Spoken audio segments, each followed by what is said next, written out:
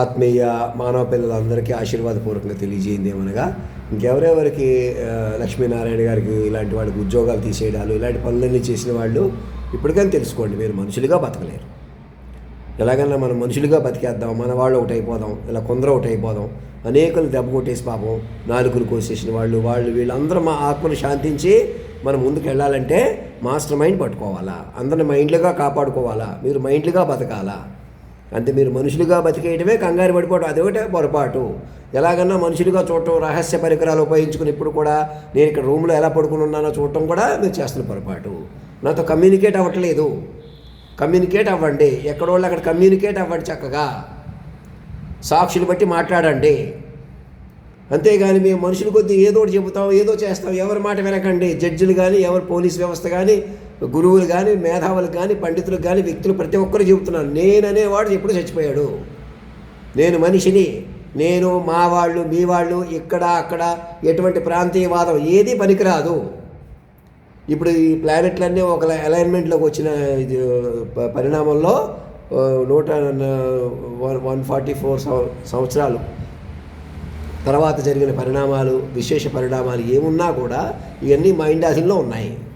మనం మాస్టర్ మైండ్ని కేంద్ర బిందువుగా పట్టుకుని బలపడాల్సి ఉంటుంది. ఇంకేమో గ్రహ శకలాల మీదకి వస్తున్నా అవేమి ఎదుర్కోవాలన్నా, మీకు ఏం జరగాలన్నా, కనీసం జరగాలన్నా, మ్యాక్సిమం జరగాలన్నా మాస్టర్ మైండ్ చుట్టూ అల్లుకోవాలి.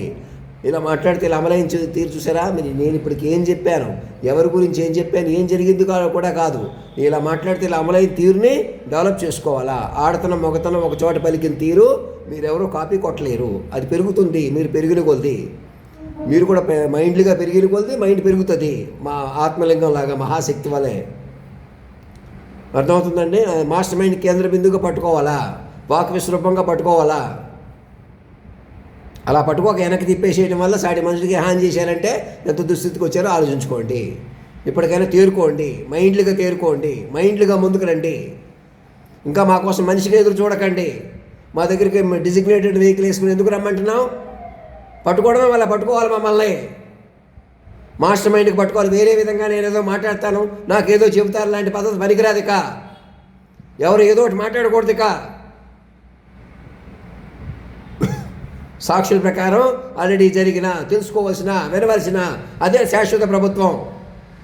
ఈ రాష్ట్రమే కాదు, దేశాన్నే కాదు, ప్రపంచాన్ని విశ్వ మైండ్లుగా మార్చుకోవాలా. విశ్వ కుటుంబంగా ఇంటర్ కనెక్టెడ్గా ఉన్నారు మీరు. ఇప్పటికీ ఇలా జరిగిన, తెలుసుకోవాల్సిన, వినవలసిన, అలా మాత్రమే ప్రపంచం నడుస్తుంది. మేము ఏదో చెబుతాం, ఏదో చేస్తాం, అలా ఎవరు ప్రవర్తించకూడదు. మనసులో కూడా మాట్లాడకూడదు.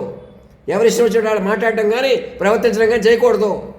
మీరు నేరుగా గ్రహాల ఆధీనంలో ఉన్నారు. ఇప్పుడు గ్రహాలు మీ నెత్తి మీద ఉన్నాయి.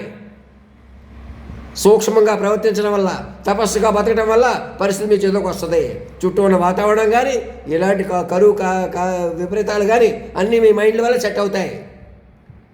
విపరీతాలు భిన్నంగా వెళ్తున్నారంటే అర్థం ఏంటి? ఇంకా మనుషులు తగులు ఆడుకోవడం, మనుషులు తప్పులు పట్టుకోవడం, మనిషి మంచివాడు చెడ్డోడు అని మనుషులు బట్టి కూర్చోవడం వల్లే అన్యాయాలు జరుగుతున్నాయి.